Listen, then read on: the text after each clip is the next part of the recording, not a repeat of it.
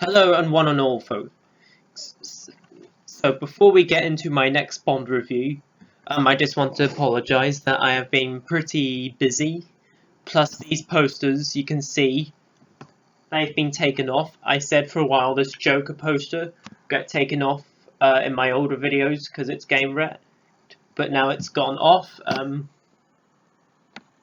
My Blu-rays are still there.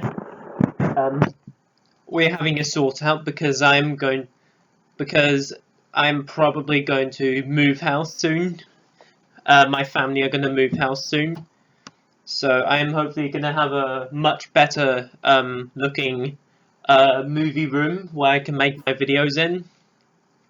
At the moment, for the time being, I'll still keep this quality, unless if I get a new camera, but for this time, I'm using computers for camera because it's easier. But anyways, let's go on with my Bond review. My next Bond review shall be You Only Live Twice.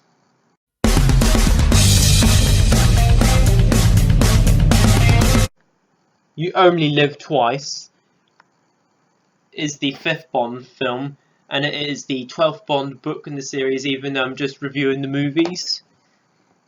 It once again stars Sean Connery. You have Donald Pleasence as Ernst Stavro Blofeld. And this time it is directed by Louis Gilbert, who later did Moonraker and the Spy Who Loved Me. And yes, I'm not having the books over there because whenever I put them on, they just sort of close easily. So yeah. So guys, as before with my previous Bond reviews, hope you're enjoying the series so far. But as always, like my previous Bond reviews, from Doctor No to Thunderball, this will contain some spoilers in here, so you've been warned. Let's do it. And so guys, we start off with the usual gun barrel sequence. We get the really cool music, because this is a Bond adventure going into Japan.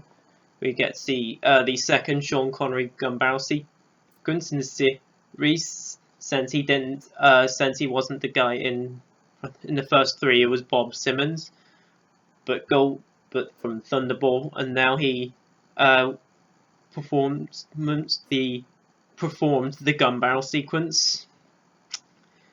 And then we're leading on to some other stuff which is going on that's kind of forgettable, but mainly the first shot with Bond is basically he's with this girl in the bed, and basically the girl gets out of the bed, presses the black button, the bed moves up, and then you get these guys shooting the guns. The bed drops down and you notice Bond has died. Or is he? And then you get a really nice title sequence and a nice theme song. I'm trying to think what it's sung by. Never mind.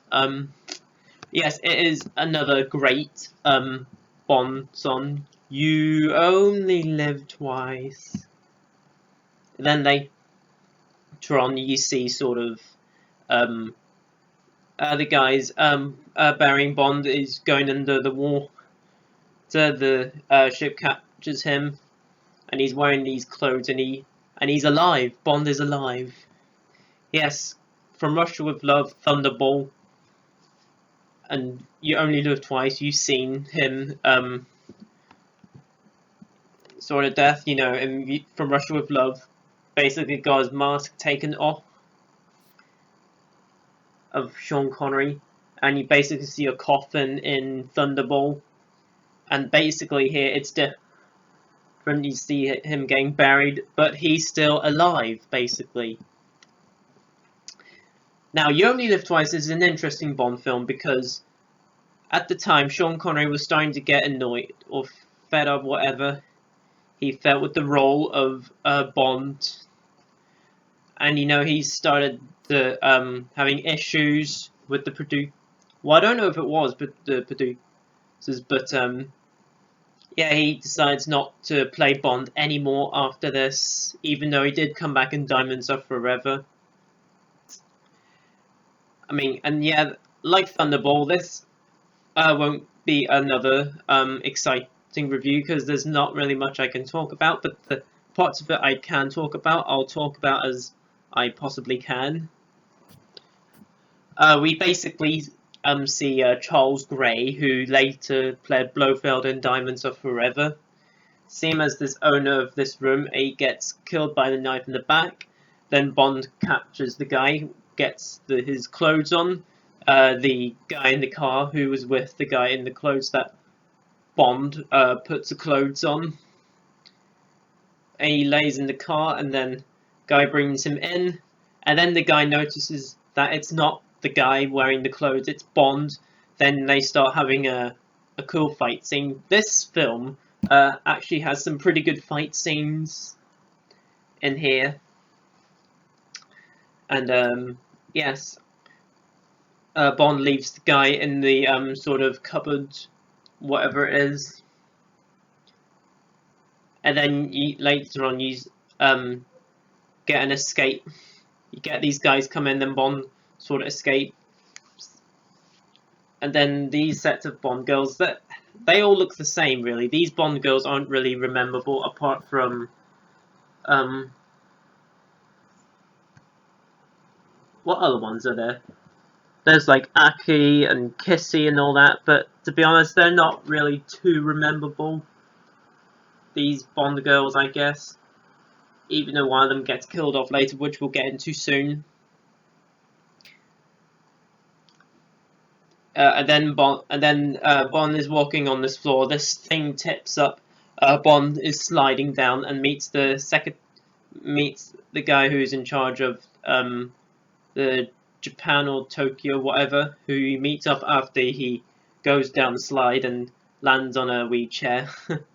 So, Spectre gave a reference to it in the opening sequence, but we'll get into that next year before Bond 25 comes out. And later on, you see Q in the along again. Q with the gadgets and everything. You see the mini yellow helicopter that Bond's going in, which is one of my favourite scenes. Which is definitely one of the best scenes in this movie by far. Yeah, it has some great action with the other bad guys and everything. You know, Bond on the just hearing the Bond thing, Bond on the helicopter, the mini yellow helicopter is just great. And yep, and then Blofeld reveals his face soon in the film, which we'll get into soon. Alright, what else happens? Oh, and this film has probably one of the most dumbest scenes in Bond. Bond trying to wear Japanese clothing and gets all Japanese makeup and gets black hair on.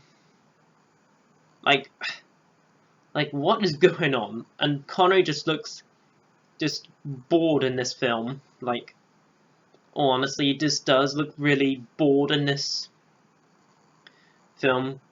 I mean, Connery was pretty good in Thunderball, but here he just looks so boring here. He just looks fed up with the role. He doesn't want to play Bond anymore.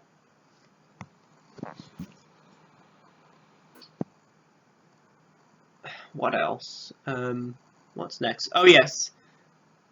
I get confused, Aki and Kissy, whose is which. I don't know. One of the when Bond is sleeping with one of the two girls, basically what happens is one of them gets killed off, one of the guy puts toxic sort of a drop through, and she starts choking. Then you get Bond fighting with another sort of like a judo taekwondo scene outside. The guy tries to kill one, and then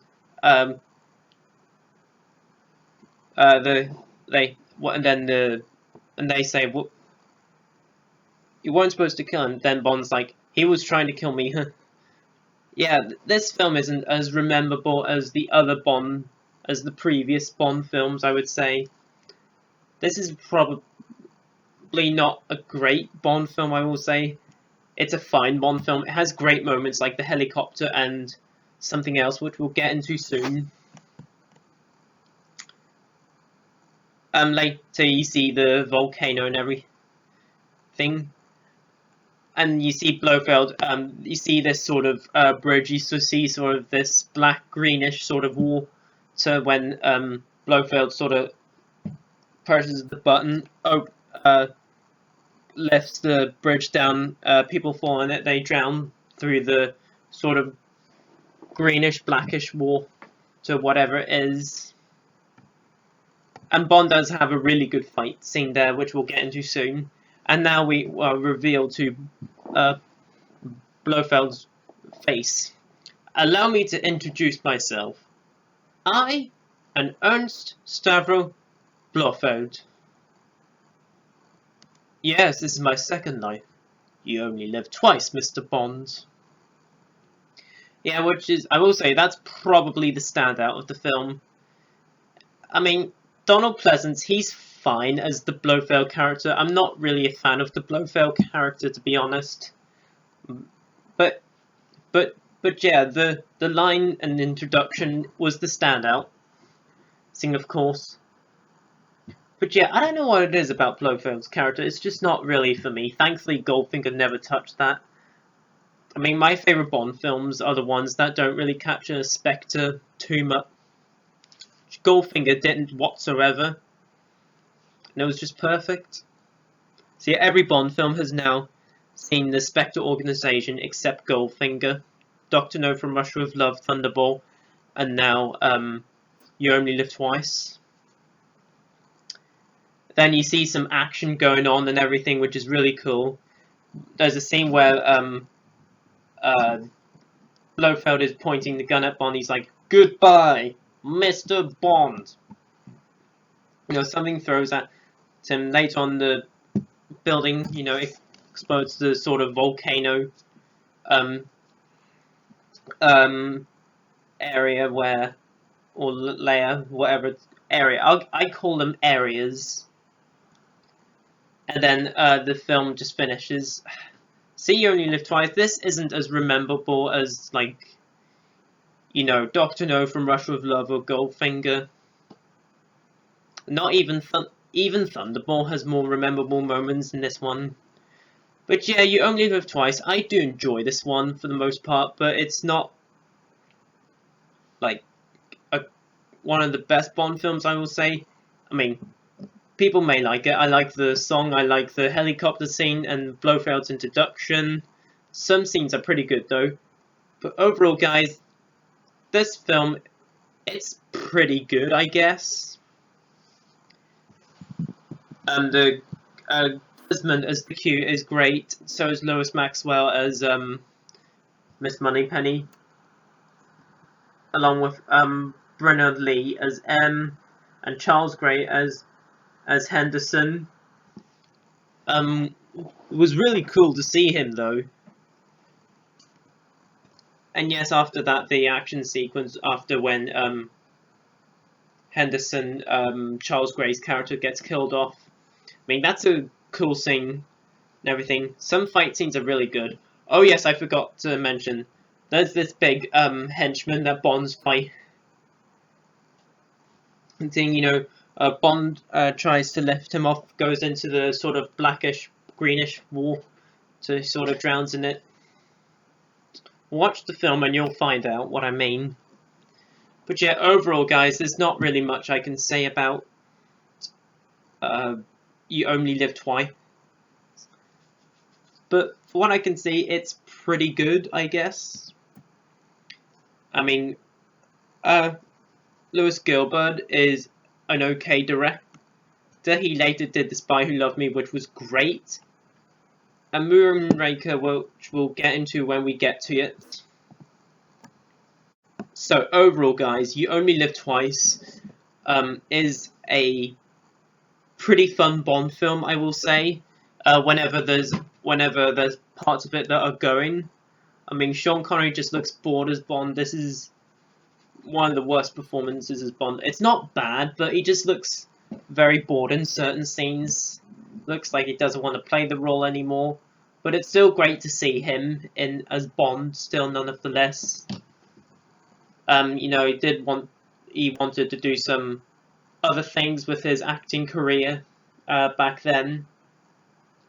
Donald Pleasence is a good Blofeld, but he's not like an incredible villain, I will say. But Telly Savalas, who is a much better Blofeld, which we'll get into, which is my next Bond review. And the Bond girls, they're fine, but they're not really memorable, like Aki or Kissy, whoever they are. But yes, overall, guys, You Only Live Twice. I do think it's a good Bond film still. I'm glad that I've watched it again to sort of refresh my opinion a little bit. This is probably one of the weaker Connery Bond films, but I will say it is still a fun time to watch for Bond.